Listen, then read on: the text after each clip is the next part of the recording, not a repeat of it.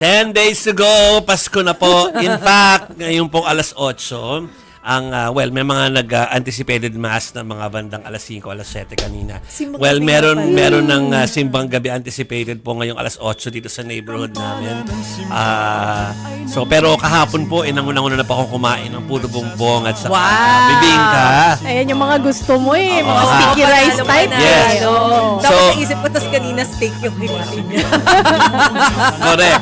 So, kasi may mga naabot ako ng panahon talaga na pag 16 pa lang, saka pa lang talaga sobrang damay yung Pasko. Ngayon kasi, basta naging burn na yung months, parang we're anticipating na, di ba, na magpapasko na.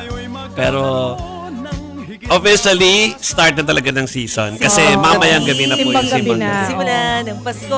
Oy, kapag talaga simbang gabi nung kabataan ko, nilulook forward ko ang pagkain ng puto bumbong at ng bibingka sa labas ng simbahan. Pero ito, madaling araw talaga. Madaling araw talaga. Gabi. At saka mas gusto ko talaga yun sa labas ng simbahan. Kasi masarap ang pagkain. Nakapag 9 mornings ka na ba talaga? Tawag ko doon 9 mornings Nabuo mo si 9 mornings. Hindi. Ako rin, never pa. Hindi ko siya na-complete. Bosconyan ako, kaya na-complete ko yun ng mga bata pa. Ay, sorry, 9 evenings pala yung sa akin. Hindi yung madaling araw. Yung sa gabi, yung 9 anticipated mornings. ba yun? Anticipated is, na ngayon Counted yan, na? Counted na ngayon. Dati sa school, oo. Oh no, never pa ako nakabuo. Sorry po. Hindi, wala sa launchpad ng mass, pero dun, yung mga communities po ng mga buildings dito, meron silang mga anticipated mass for simbang gabi. So, mga gustong pumunta, nandiyan nagkalat po dito sa... Tsaka yung mga gustong mag-wish, di ba yun yung paniniwala? Yes. Pag binuo mo yan, matutupad yung wish mo. Uy, natupad naman yung wish ko. Talaga?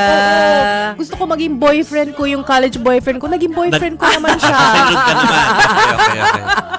So, anyway, si Jessica Nonato, ngayon daw ay nagbabalot siya o nagbabalot ng gifts para sa mga apo niya.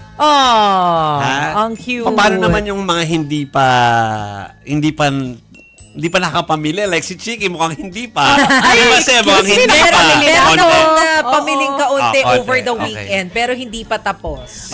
Kung hindi pa nakahanda, mga kapatid, yung ilan sa inyo, well, pwede kayong pumunta dun sa Taytay Tiangge para dyan. Alamin natin ang report. Kung hindi traffic po, punta kayo doon, ha? Oo, eto po, Layo ang ating mobile journal na si Jazz Paredes.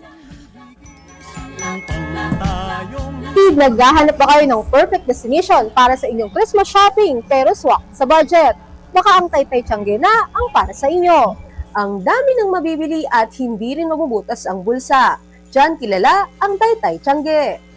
Mga kapatid, nandito tayo ngayon sa Taytay Tiangge kung saan makikita natin na marami na rin nagdadagsaong tao dito. Ang iba namimili para sa kanilang mga Christmas party outfits, pero ang iba naman maagang namimili ng regalo para sa nalalapit na Pasko. Si Almira, taga San Mateo, taon-taong dumarayo. Pangregalo po sa family ko, sa mga ate ko. Ito kasi mura. Tsaka magaganda na rin naman yung quality niya, affordable yung price.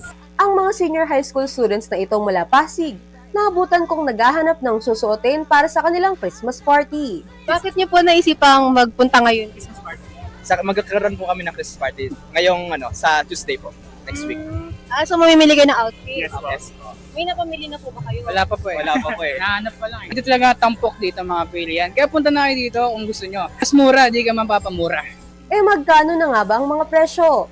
Kung mga damit pambata, 35 pesos ang terno, 160 pesos ang bestida, at may mga wallet at bag na nasa 50 hanggang 100 pesos. May mga sando at shorts din for as low as 35 pesos at branded t-shirt to 100 pesos. Pero, aminado ang mga tindero mas matumal ngayon ang benta. September pa lang, umarangkada na kami na asing yung benta namin ngayon at last. Nung September na benta namin, parang ngayon ang benta namin. Actually, ngayon lang lumakas. Gitong December lang. Every Saturday and Sunday. Mas mahirap yung ngayon.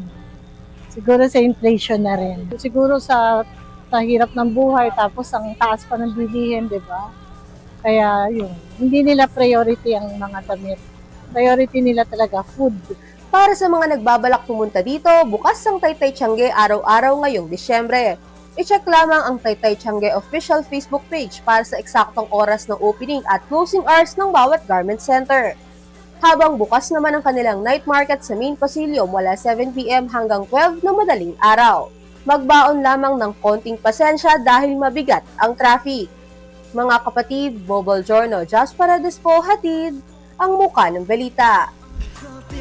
Para sa akin, mukhang nag-echo yung sinabi nung isa sa mga nakausap ni Jazz, yung Mrs. or Allen na yung tukol sa mga paninda niya na medyo matumal ngayon. Medyo sumipa lang kasi nag-December. Pero yung usual na dati, September pa lang daw. Oo, grabe na yung benta. diba? Oo. I think so. Kasi diba, yung building sa tabi natin, laging may bazaar dyan eh. Oh. Parang ano yan, every weekend before magpasko, nagbabazar dyan. Parang talaga nababasa ko via sa mga group chat sa community na parang matumal. Di ba? Parang, pala ng so it's not areas. just Taytay. Parang dito rin, ano. Tapos di ba sabi ko sa inyo, nagpupunta ako, this weekend nakapunta ako Sa mga mall. eh. Oo. So, maraming tao, sa totoo lang. Pero more of nandun sila sa bilihan ng mga pagkain. Pagkain Oo. talaga. Parang hindi masyado dun sa hindi sa department store. Hindi yung mga damit, Oo. o yung mga So, appliances. Pinunta ko yung grocery, nandun sila. So parang feeling ko nagsa-start na sila for Noche Buena. I So, see. ayun ang priority, I think. Or- Hindi yung mga ibang bagay. Iniisip ko rin kasi baka yung iba mas prefer na yung regalo ay pagkain. May mas Baka- Kasi maganda yun. sigurado ka na mapapakinabangan nung bibigyan mo. Magandang idea yan, Maseha. Hindi Parang ba? alam ko na. Rocky Ignacio, o-order ako sa'yo. Ayan na, every year naman Every year. Naku, Okay. nakita kami ni Ate Rocky Oo, kagabi.